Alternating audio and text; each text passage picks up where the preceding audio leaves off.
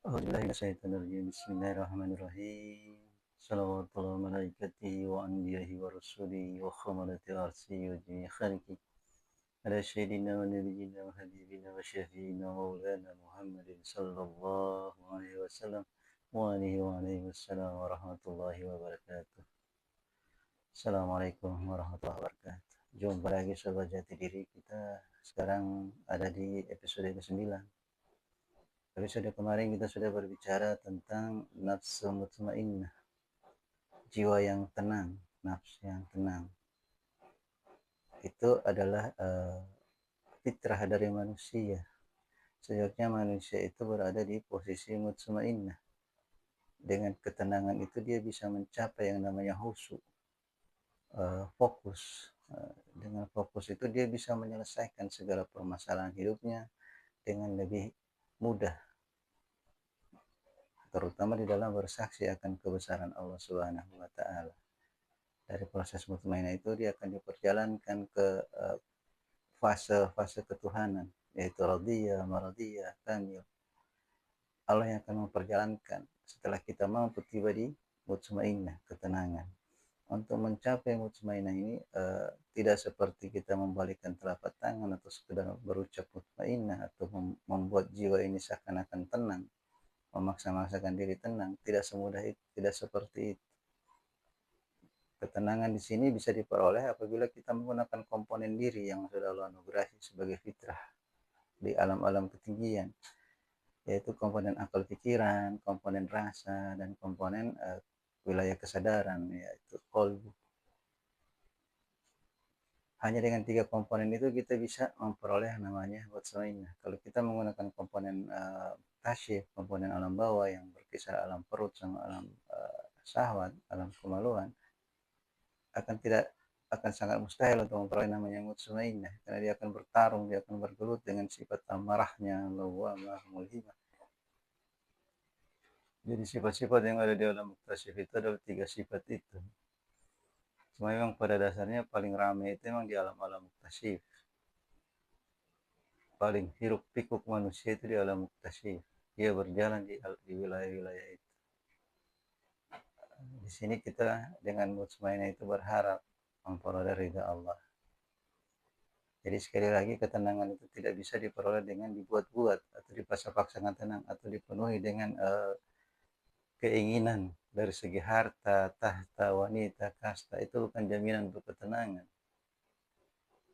Banyak sudah kita lihat dalam kehidupan manusia yang memperoleh kecukupan bahkan kelebihan harta. Justru hatinya semakin gak tenang. Dia membuat rumah yang begitu besar, terlihat mewah, nyaman, tapi pada dasarnya dia tidak ada di situ. Dia jarang di rumahnya, yang ada paling pembantunya. Dia lebih senang berada di luar rumah, di kafe-kafe, diskotik. Itu menunjukkan apa? Ketidaktenangan dia. Dia tidak memperoleh ketenangan di apa yang sudah dia pikirkan, bahwa dengan kelengkapan, kesempurnaan materi dia memperoleh ketenangan. Pada dasarnya tidak. Mereka justru semakin galau dengan apa yang mereka capai. Mereka semakin bingung dengan kehidupan yang mereka jalani, sering mengalami benturan, segala macam kebingungan. Nah, makanya sejatinya ketenangan itu diperoleh bukan dengan rekayasa harta tahta wanita atau kasta, bukan, atau dengan dibuat-buat, tapi ketenangan itu diperoleh dengan bagaimana kita memposisikan diri di fitrah kita sebagai manusia itu di wilayah aziz dengan 3 komponen tadi, wilayah-wilayah ketinggian, wilayah-wilayah alam malakut. Di wilayah itulah ketenangan itu kita bisa peroleh dengan keseimbangan pola pikir, dengan kepekaan dari rasa, sehingga kita mempunyai kehalusan dalam akhlakul karimah, latif. Nah, juga kita ada di wilayah-wilayah qalbu, wilayah kesadaran, kita bisa merambah atau memasuki wilayah-wilayah gerbang ketuhanan. Nah, disitulah akan tercapai namanya mutmainnah itu. Kalau kita dalam hidup ini tidak mencapai itu, kita selalu gamang dalam berpikir, selalu mencari, selalu tidak ada tercapai kepuasan. Makanya apa yang sudah kita urai ini dari awal sampai akhir ini bisa dibilang itu pokok dari kehidupan, sangat penting kita untuk mempelajarinya. Jadi kita berbicara bukan berbicara rekayasa atau hanya sekedar nasihat-nasihat kebaikan, tapi kita langsung menggunakan diri ini. Kita harus mampu menggunakan komponen diri ini.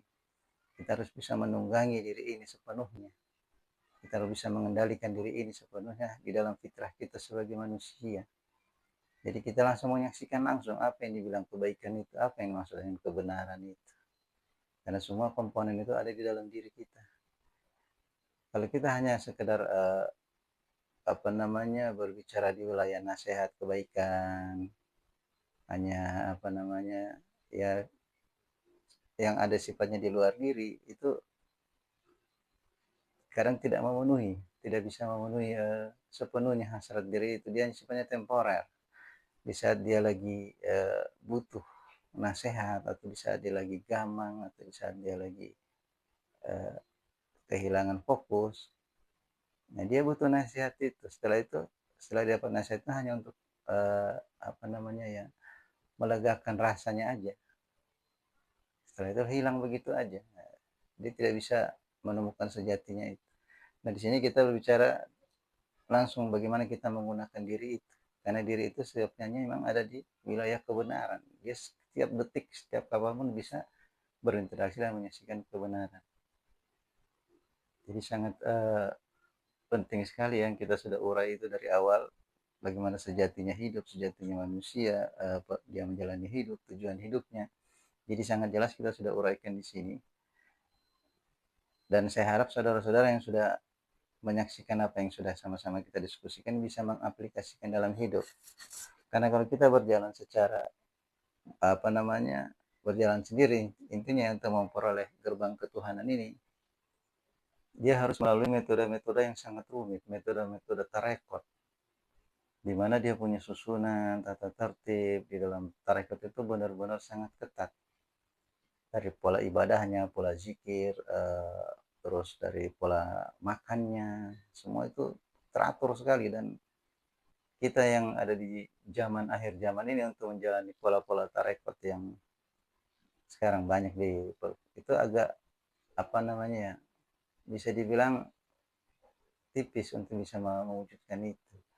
Mereka-mereka aja yang ada di pondok-pondok pesantren, yang ada di tempat yang seharusnya mereka berlatih, tidak seutuhnya dapat. Makanya pada akhir zaman ini lebih banyak manusia itu mensadur apa yang sudah ditemukan oleh para syekh di dalam kitab-kitab beliau-beliau itu. Syekh Abdul Qadir Al-Jailani, Syekh Tahila dengan alikamnya, Jalaluddin Ar-Rum, Ibrahim Dasuki, Imam Al-Ghazali, masih banyak lagi para syekh. Jadi banyakkan kita di manusia di akhir zaman itu hanya bisa menyadur, membaca terus menyadur, tidak mampu langsung terjun ke wilayah itu secara utuh, sehingga tidak bisa menyaksikan apa yang ada di wilayah ketuhanan itu, di wilayah gerbang ketuhanan. Apa yang ditemui oleh para syekh itu yang dituangkan di dalam kitab-kitab beliau itu, beliau peroleh setelah beliau memasuki wilayah ini, beliau ketemukan ini gerbang ketuhanan. Isinya itu setelah beliau masuk ke dalam baru beliau menerima itu isi-isi yang beliau tuangkan di dalam kitab-kitab. Jadi kalau kita hanya membaca itu terus menafsirkan dengan pemahaman kita sendiri, itu masih jauh panggang dari api, karena kita juga harus terjun ke dalam. Dan untuk menjalani ini lebih yogyanya itu dengan fitrah diri, bukan dengan fitrah guru. Guru hanya memberikan metode perjalanan. Jadi metode perjalanan di bulan tarekat itu yang dikasih gurunya ke muridnya, dan murid berjalan sesuai fitrahnya, karena sesuai alam dia, bukan alam gurunya. Nah gitu. Jadi untuk memasuki ini, setiap manusia itu punya fitrahnya masing-masing. Di dalam setelah dia ketemu gerbang ini, dia akan memperoleh yang namanya hikmah itu, ilmu-ilmu hikmah, dan yang tidak ada batasnya. Bisa dibilang juga di sini lah yang namanya ladun ini, Allah sendiri langsung didik hambanya. Makanya sangat penting sekali kita untuk memahami ini. Selagi kita masih hidup, masih bernapas, seyoknya kita minimal mengimbangkan antara kondisi jasad sama kondisi nafs, kondisi jiwa, seimbang setidak-tidaknya demikian. Sehingga kita menjalani umur 40, 50, 60, 70 itu kita juga seimbang jasadnya. Di 40 ke 50 kita mencapai radiyah, 50 ke 60 kita mencapai maradiyah, baru kami. Cuma semuanya itu mulai dari mutmainah. Inilah perjuangan kita sampai di mutmainah dulu. Harus kita dapat mutmainah dulu. Kita harus mampu terbebas dari nafsu-nafsu amarah, lawamah, mulhimah. Kalau enggak kita akan susah menembus ini. Kita balik lagi. Bolak-balik di sini manusia itu. Nauzubillah min dzalik ya, jangan sampai kita pulang keluar dari alam ini masih di wilayah ini. Aduh bahaya. Harus segera dimutmainah mumpung kita masih ada umur. Jadi diseimbangkan itu perjalanan. Nah, jangan pasrah aja sama keadaan atau merasa puas dengan apa yang sudah dicapai di wilayah muktasib. Ini sebenarnya kita akan tinggalkan semua ini wilayah kehidupan dunia. Di wilayah muktasib setelah kita keluar dari dunia ini tidak ada yang kita peroleh. Tidak ada kecuali kebingungan. Kalau di wilayah aziz itu jelas yang kita peroleh tauhid ini, jalan menuju ketuhanan. Dia akan kembali ke Tuhannya. Innalillahi wa inna ilaihi raji'un itu akan tercapai di sini. Dia menyadari dia dari Allah dan dia tahu bagaimana cara kembali ke Allah. Itu adanya di wilayah-wilayah aziz. Seharusnya kita keluar dari alam ini dengan fitrah kita sebagai manusia yang ada di wilayah aziz. Jangan di fitrah hewan ini. Kita hanya bolak-balik di sini aja. Amarah, lawamah, mulhimah. Bolak-balik. Nafsu amarah, ini nafsu pelin-pelan, ini nafsu egois, ngotot. Di sini aja. Ini harus dibilang mizali. Kita harus benar-benar perhatikan ini perjalanan diri. Nah, kalau kita masih terambing-ambing di sini, walaupun kita sudah capai puncak-puncak dunia, di sini kita dapat masih kosong itu diri hampa, jiwa masih kosong sehingga gampang kita untuk merasa apa namanya capek, bingung ini apa sebenarnya hidup ini kok begini begini. Jadi banyak pertanyaan di sini, pertanyaan yang jawabannya sifatnya persangkaan, kira-kira atau dugaan, waham. Nah, makanya di sini kita butuh kesungguhan di dalam berjalan ya.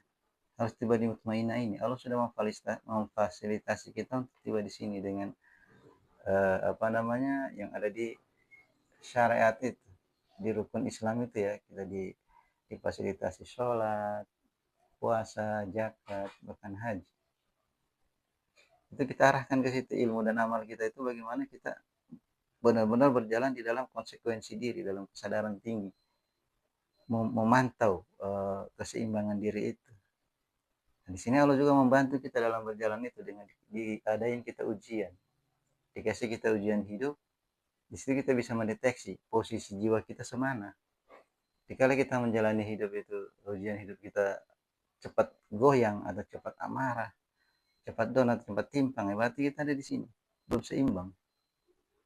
Harus segera, fastabiqul khairat, segera seimbangkan, berbanyak istighfar. Jadi ujian itu jangan disikapi dengan skeptis ya, jangan disikapi dengan apa namanya berlebihan. Wah ini aku lagi diazab, wah aku ini lagi sial, tidak. Allah tidak pernah mengazab hambanya. Ujian yang Allah kasih itu semata-mata bagaimana dia menyadari ini, supaya dia bisa tiba di mutmainah. Tidak lagi ada di sini wilayah ini, wilayah persangkaan, wilayah waham. Manusia kadang merasa dia mencapai tujuan hidupnya dikala profesi yang dia inginkan tercapai. Dia jadi presiden, dia jadi menteri, dia jadi pejabat, dia jadi pengusaha, dia jadi orang. Dia pikir itulah tujuan hidup. Padahal itu bagian dari perjalanan hidup, bukan tujuan, belum selesai hidupnya. Kalau diibaratkan kita ini sama aja semuanya.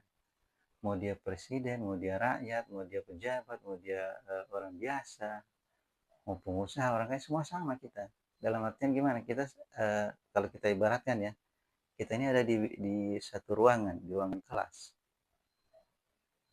Kenapa aku bilang ada di ruangan kelas? Jadi alam ini, contohnya di Indonesia ini, khususnya di bagian barat, aku dan Presiden Prabowo itu ada di dalam waktu yang sama. Ini hari apa nih?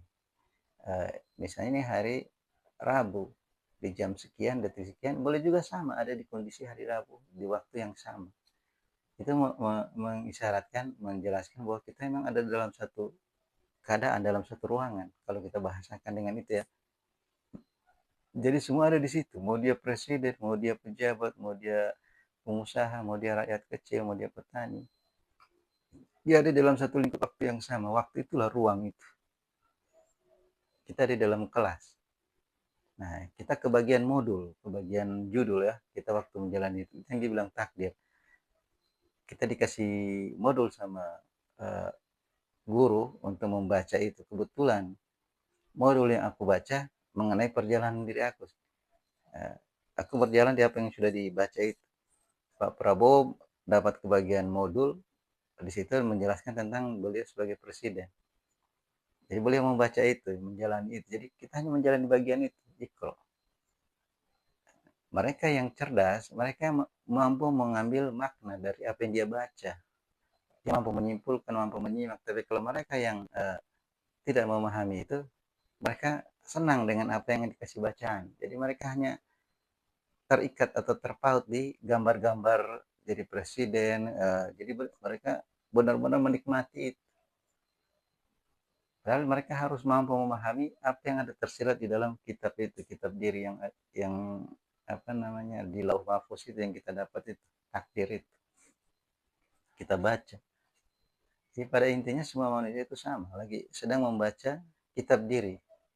Semua membaca itu, cuma kebetulan di bacaan itu aja membedakan. Si A lagi membaca dia di posisi ini, si B di posisi ini. Kita nggak bisa mengklaim kalau itu sejatinya tujuan hidup itu, enggak. Kita hanya bagian perjalanan baca. Kalau kita mampu mengambil hikmah di situ, kita tergolong orang-orang ulil albab, terbuka pikiran. Jadi hanya orang-orang yang fokus, yang khusyuk, yang memahami itu. Sehingga dikala dia diuji sama Tuhannya dengan apa yang sudah dia jalani, dipertanyakan, dia tenang menjalaninya, dia bisa menjawab semua itu, dan dia bisa menyaksikan. Nah, kita ini ada di hadrat Allah Ta'ala, yang maha guru yang sedang mengajar kita, ya Allah Ta'ala itu sendiri sedang mengajar kita semua. Yang fokus itu yang mampu menyaksikan, memahami apa yang diajarkan sama gurunya. Kalau yang nggak fokus, yang tujuannya belajar cuma untuk main-main, cuma nyari senang, ya kita pernah pengalaman di sekolah kan begitu. Kelihatan sekali orang yang niat belajar itu dia akan mengambil posisi paling depan, dekat guru, supaya dia lebih jelas melihat apa yang dijelaskan gurunya. Tapi kalau yang sekedar hanya untuk main-main, ya dia mencari posisi paling belakang. Dia bikin rusuh di sana, dia main aja kerjanya. Cikikikan apa segala macam. Nah, dia benar-benar niat sekolah itu hanya untuk senang-senang aja, main-main. Itulah apa namanya perumpamaan kita dalam dunia. Jadi kalau kita di hidup ini cuma main-main, ya begitu, nggak fokus. Ya, yang fokus itu yang khusyuk itu. Nah, di saat Allah mengasih ujian, di saat Allah kasih ujian, terlihat siapa yang fokus, siapa yang khusyuk. Nah, yang khusyuk itu dia di saat diuji dia apa bergembira, mukanya itu merona, senang dia dapat ujian Allah, bersyukur dia bisa mengeksploitasikan kemampuan dia bisa melihat batas-batas dirinya di situ, dia bisa tahu apa selama ini yang dia pelajari. Tapi kalau yang sekedar main-main aja, yang dalam belajar itu hanya sekedar datang untuk main, cari senang, di saat Allah uji panik dia. Di saat guru itu memberi lembaran ujian, itu mukanya lebih putih dari kertas itu sendiri, pucat alias pucat pasi dia. Bingung dia. Tengok sana, tengok sini, colek sana, colek sini. Berusaha untuk dapat jawaban, berusaha untuk bisa mengatasi apa yang terjadi sama dirinya. Panik. Dia nggak bisa fokus. Ini sekedar ilustrasi ya, bagaimana kita dalam hidup. Jadi hanya orang-orang yang khusyuk itulah yang bisa menjalani hidup itu dengan tenang. Karena dia tahu apa yang harus dia saksikan, apa yang harus dia jalani, tujuan hidupnya kemana, paham dia persis. Sehingga dia mendapat ujian pun dia tidak beraksi berlebihan. Dia selalu mengukur dirinya, dia selalu banyak bersyukur, dia selalu banyak beristighfar. Nah ini bedanya orang-orang yang tujuannya hidupnya hanya untuk main-main di wilayah mutasyib, sama mereka yang benar-benar tujuan hidupnya itu memahami, ingin belajar. Nah makanya jangan heran jika di akhirat nanti kita aturan kita masuk surga itu dengan selayaknya, karena kita ini sebenarnya tuan rumah. Surga itu milik umatnya Rasulullah. Kita ini tuan rumah di surga itu, bukan tamu atau pendatang. Jadi kita udah selayaknya itu, selayaknya kita yang penghuni surga. Kita tuan rumah di sana. Selaku umat Rasulullah itu sudah dijamin sebagai tuan rumah. Tapi kenapa kalau kita mau masuki rumah kita sendiri, kalau kita mau pulang, kita dipersulit. Harus dihisap dulu, ditanya-tanya dulu, dihitung-hitung segala macam proses peradilan hari akhir itu. Kenapa demikian? Kan kita tuan rumah tinggal masuk aja. Kenapa begitu ribetnya? Harus berhadapan dengan neraka segala macam. Kesannya dipermainkan. Ya emang, karena kita selama hidupnya sukanya main-main. Nggak mau fokus ya. Jangan salahkan dikala kita tiba di hari akhir itu kita dipermainkan. Harus ditanya dulu, diseleksi dulu. Padahal kita tuan rumah. Nggak, nggak logis ya sebenarnya. Makanya di sini penting sekali lagi saya mengulangi, sangat penting kita untuk mengetahui jati diri kita, perjalanan kita, fitrah kita yang seharusnya itu di aziz, bukan di mutasib. Nah, ini saya ulang-ulang demikian, saya tidak akan keluar dari wilayah ini, saya akan ulang-ulang karena inilah sebenarnya perjalanan itu. Kita selalu mengalami benturan apa segala macam. Paling setelah kita pusing, kita galau, kita dapat nasihat. Nasihat pun hanya sekedar yang ada di luar diri, tidak mampu bagaimana kita diarahkan untuk menggunakan diri ini supaya mengalir, itu namanya ladunin itu. Kalau kita sudah mampu berdiri di fitrah kita manusia, Allah sendiri yang langsung ajar. Guru kita ya maha guru itu Allah Ta'ala, langsung ilmu itu turun, kita akan jadi mata air, jadi sumbernya. Nah gitu, setelah kita mampu masuk ke sini, kita ketemukan jati diri di sini, keluar namanya mutiara hikmah itu. Nah, itulah sumber ilmu itu. Makanya kita menyadari ini sangat penting sekali lagi ya. Kemudian saya juga ada request dari rekan saya ini, saudara saya Arveni ya, boleh juga ingin dibentangkan di sini, dan saya juga sudah izin ke beliau, beliau izinin. Beliau ingin mencoba menapaki ini udah semana kira-kira beliau dari seorang Arveni ini. Nah, di sini beliau lahir 12 Agustus 1982. Kalau saya ketemukan di wilayah ketuhanan ini, di wilayah gerbang ketuhanan ini, beliau dihembuskan kudrah dan iradah itu, ruhnya Allah Ta'ala itu di gerbang pertama, Qul huwallahu ahad, keesaan ya, simbolnya api. Ini Arveni ini umur 33, fase beliau ada di fase mulhimah ke mutmainnah, mau masuk mutmainnah beliau. Di sini banyak goncangan di sini ya, kayak pesawat di atas itu lagi ketemu awan goyang ya. Nah ini goncangannya keras di sini seorang Arveni ya.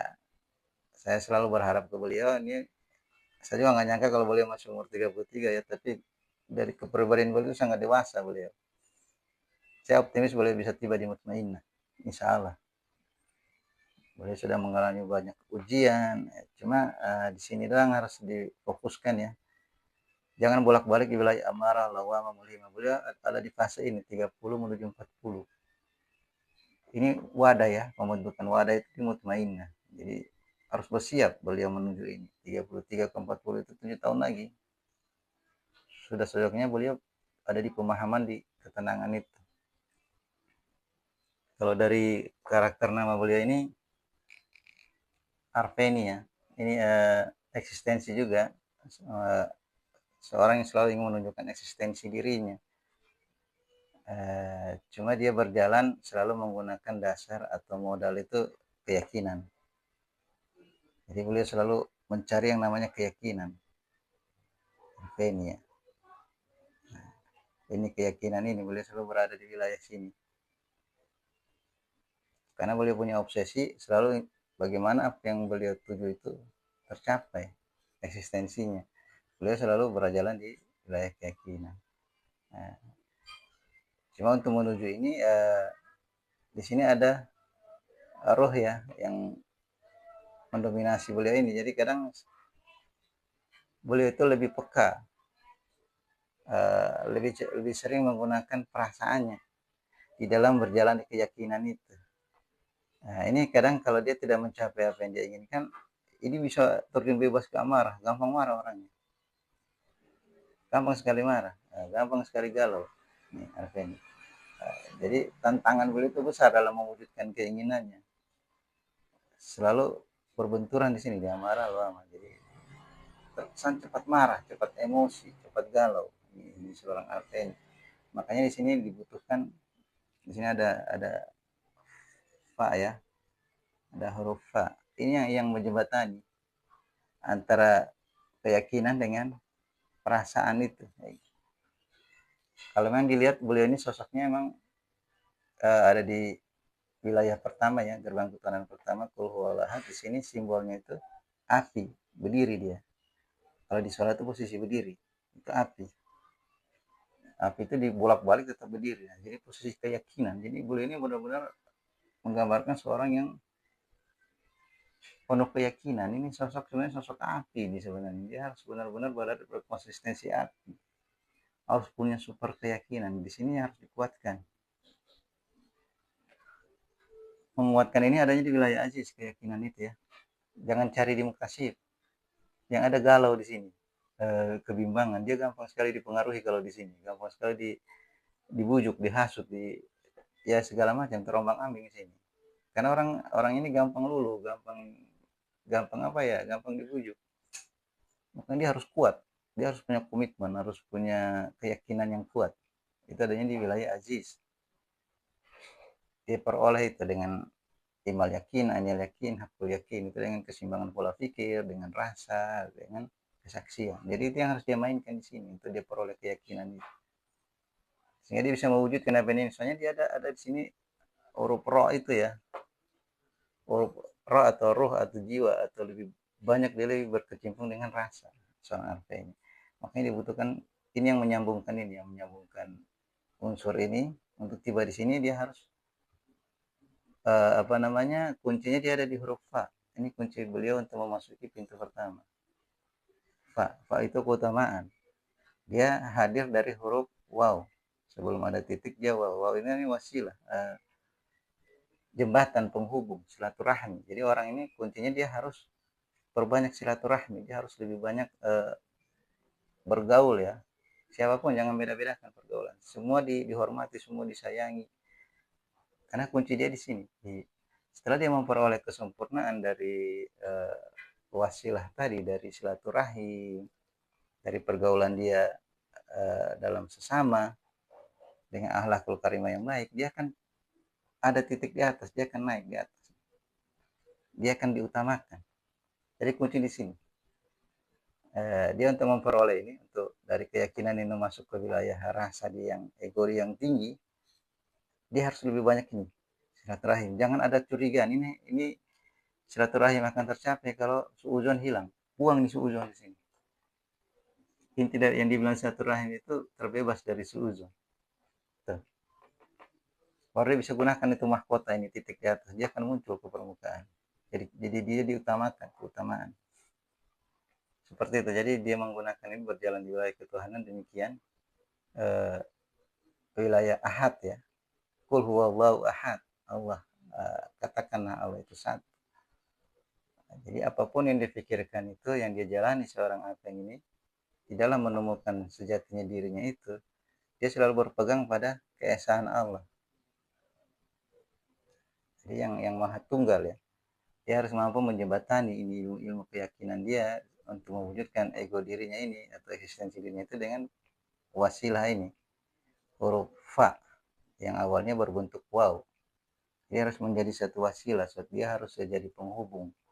Dia jangan suka jadi provokatornya.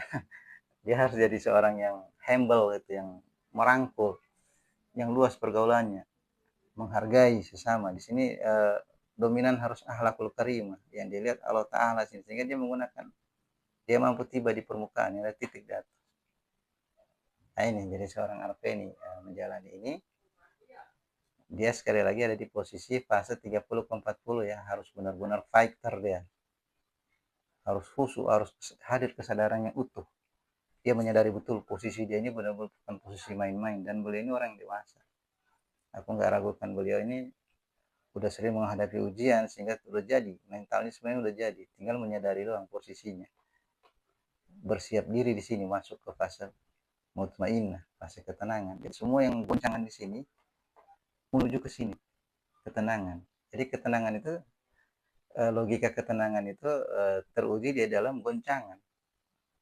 Bukan di dalam suatu tempat yang adem ayem, itu bukan ketenangan. Ketenangan itu diperoleh kalau kita sudah mengalami goncangan. Baru dia akan mengerti apa itu tenang. Kalau dia mencari ketenangan di tempat adem ayem, itu bukan ketenangan. Itu piknik. Maka juga seorang arfeni ini memang doyanya apa ya, mancing ya. Kalau dia menuju ke sini, beliau itu sedang mancing, mancing ikan di danau apa di balong gitu ya. Ini kerjanya beliau nih. Karena ini yang beliau tuju mutmainah, beliau mencari ketenangan karena ini huru hara yang dijalani di sini. Beliau mencoba menghandle ini, mencoba keluar dari cengkeraman amarah, lawama, mulhimah. Sehingga beliau cenderung mencari beliau punya hobi itu mancing. Situ beliau memperoleh ketenangan. Ya tidak masalah apa-apa. Cuma lebih bagus mutmainah ini tercapai ketenangan yang utuh itu kalau kita sesuai pada wadahnya itu apa sholat. Kita latih di situ. Kita wujudkan di dalam sholat. Cuma dengan syarat dia harus ada di wilayah aziz ya. Dia menggunakan pola pikir seimbang, rasa yang hidup, sama kesadaran, kesaksian yang utuh. Nah, kalau sekedar menyalurkan hobi di balong itu ya silahkan aja. Cuma sifatnya temporer dia ya. Setelah mancing, kita pulang dari mancing ya rusuh lagi. Tapi kalau sholat, insya Allah dia dijaga oleh waktu. Wal asri dia. Pintu waktu itu ya sholat itu. Zuhur, asar, maghrib, isya, kemudian tahajud, baru subuh kan dalam lingkaran itu ada yang Allah persiapkan bagi kita untuk mempraktekkan yang namanya mutmainah itu, ketenangan, untuk menyadap, atau kalau istilahnya kita tempat ngecas ya, kalau HP itu dicas di wilayah sholat itu. Kalau ingin dapat ketenangan, kuatkan sholatnya, sempurnakan sholat, jangan bolong-bolong. Boleh ini kadang masih suka bolong dalam sholat ya. Kalau bisa jangan bolong-bolong. Seberat apapun yang ujian yang kita jalani, itu semata-mata menuju mutmainah, ketenangan, latihan. Kita nggak akan memperoleh kesempurnaan di dalam latihan kalau nggak ada wadah, nggak ada media. Kita mau berlatih ya gimana? Kalau kita mau main bola, latihan bola nggak ada bola, masa kaki doang yang kita tendang. Nah di sini jadi wadahnya itu apa? Ini nih medianya. Amarah Allah mulima. Jadi ujian yang lokasi itu tuh fase. Permasalahan yang Allah kasih ke kita itu wadah sebenarnya untuk kita berlatih, melihat semana kita. Nah di situ jadi inilah ya, sekilas tentang seorang Arfe ini. Sekali lagi saya juga berharap dari pemirsa yang udah sempat menyaksikan video-video saya terdahulu, ya nggak usah sungkan ya, nggak usah malu atau ragu untuk kita berbagi di sini. Karena kalau kita berjalan sendiri untuk memperoleh ridha Allah, terlalu berat.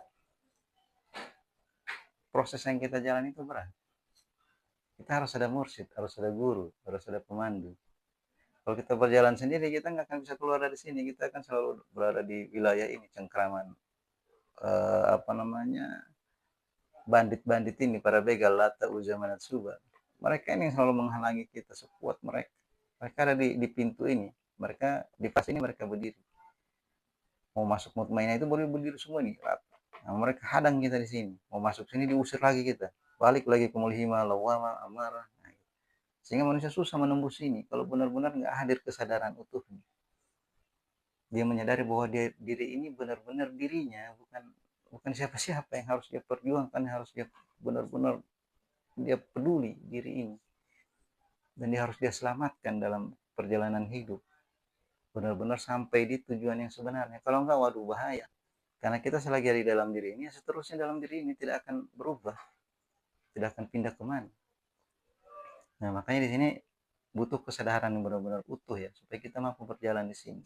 Jadi hidup itu bukan cuma sekedar berkamuflase atau retorika doang, enggak. Hidup ini nyata. Hidup nyata. Kenapa? Ada namanya mati. Kalau nggak ada mati sih nggak masalah. Kita mau drama apa di hidup ini terserah. Tapi ini ada mati. Jadi mati itu kabar gaib yang nyata, yang mempertegas tujuan kita itu apa. Makanya segera ini dulu kita sempurnakan, kita utamakan, hadirkan kesadaran utuh.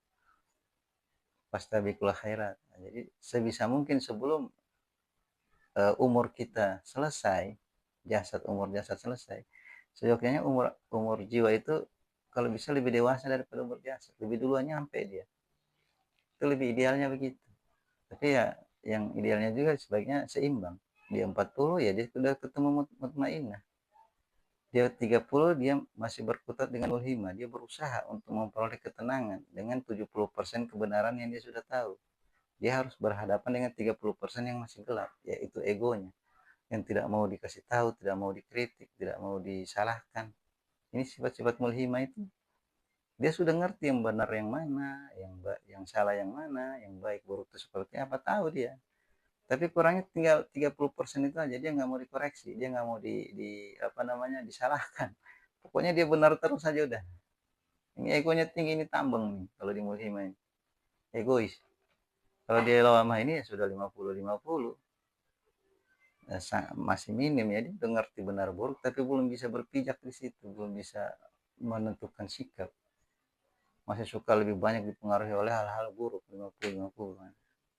Apalagi dia amarah 100%, sama sekali nggak bisa berbuat dia di sini, full amarah, senggol bacok di sini nih, dia nggak ada pikiran lain kecuali ini amarah, jadi senggol bacok.